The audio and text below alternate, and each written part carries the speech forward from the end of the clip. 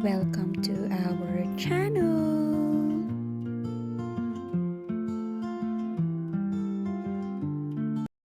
Good afternoon! Late na naman tayo. Time check. 2:33 in the afternoon. Day after Valentine's. And dahil wala tayo sa mood kaninang mag-film, dahil ang dami kong ginawa, pero ayokong mag-video-video. Ang ating ganap ay... Look at my flowers. Ang ating ganap ay... gumawa ng... shots. But... it will not be a shots because... ang gagawin ko ay... ilalagay ko siya sa freezer. Gagawin ko siya dito. Cube. So, every time na kailangan gumawa ng tea, ito yung magiging tea namin. So, ang ingredients ay... wait, hindi pa tayo... babalikan ko kayo kasi kailangan dapat kumpleto ng ating ingredients. I think I got the ingredients already for our shot. But ang gagawin ko lang is yung shots, yun yung liquid form na iinumin ko kung may matitira kasi meron kaming biniling 2 tray of ice tray. But instead of only water, yung shot ang ilalagay dito. Para pag kailangan morning and evening mag-tea or hot water, ilalagay lang. Kukuha dito tas ilalagay lang. Naisip ko lang kasi nga minsan ay mas okay yung ganun. I don't know kung babalatan ko ba siya the way sila dito magbalat or yung Filipino style na pagbabalat. Tingnan natin. Kailangan kong balatan. Ay! Nakalimutan ko. Nakalimutan ko. Anyways.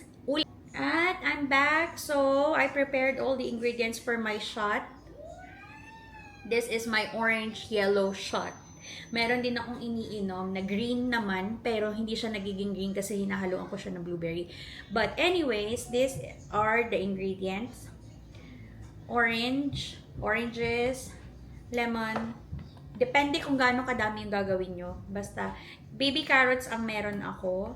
And then, pwede naman din haluan ng ginger or turmeric. Turmeric ginger. Meron din akong powder. Galing to sa Pinas. Dala pa ni mama nung nagpunta siya sa UAE. Tapos, dala ko dito. I think meron din yata yung kapatid ko. Tapos, para daw mag-work ito, hahaluan mo siya ng konting pepper. Tapos, ito yung ice cube tray, pero instead of water, yung shot ilalagay ko. So, ilalagay siya sa hot water. Kukuha ka lang dito. Lagay sa hot water, morning or evening, any time you want to drink it. Gagawin ko para sa akin at sa aking asawa. So, yung matitira is yung iinumin ko, liquid form. Kailangan pala natin ng strainer kasi blender lang ang meron ko. Ayokong bumili ng juicer kasi dagdag pa yan sa ilalagay mo sa counter. At the same time, mas okay daw nakasama yung mga ibang balat or ng bine-blender mo para fiber intake. Tsaka 'di ba, minsan sabi nila nasa balat ang nutrients. Pero this time ay aking babalatan. So babalikan ko kayo pag okay na. Tapos ilalagay natin sila lahat dito sa blender. So na-ready na natin. I'm back. Na-ready na natin. Oranges, carrots, lemon, ginger, and turmeric ginger.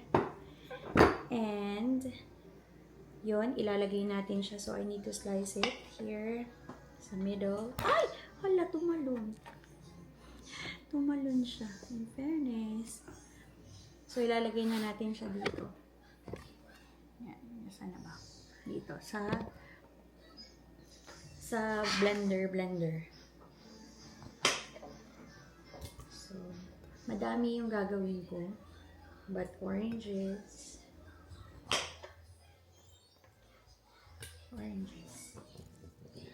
carrots, Siguro 2 batch to. Baka hindi kakasya.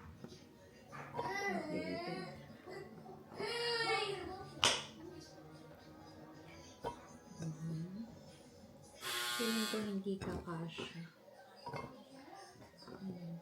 Sige, hatiin na lang natin yung mga ingredients. I think that's it. And then, wait.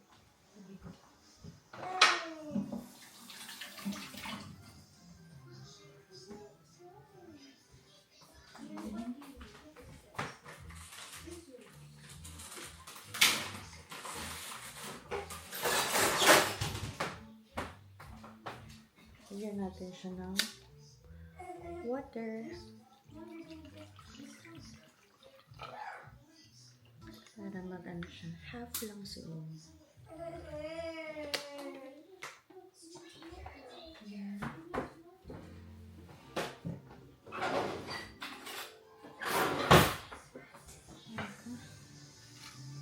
Ayoko nang makalat dito.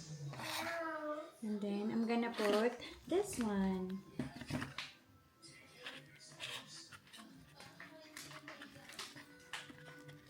Powdered turmeric siya. Shout out kay mother. Thank you. That I kept open. Wait, pahirapan buksan. And this one is, I think, manufactured from Pulilan, Bulacan. I think. And ang ingredients niya is turmeric, brown sugar, lemongrass, and piperine. Pepper siguro. Kasi nga daw, mag-work daw tong turmeric if may konting pepper. So, lalagyan ko lang siya ng 1 teaspoon. And that's it. And then, kahit may pepper na siya, lalagyan ko pa siya ng konti lang. Para lang mag-work. Etchos. And then, i-blender. Yes, naman. So this is it.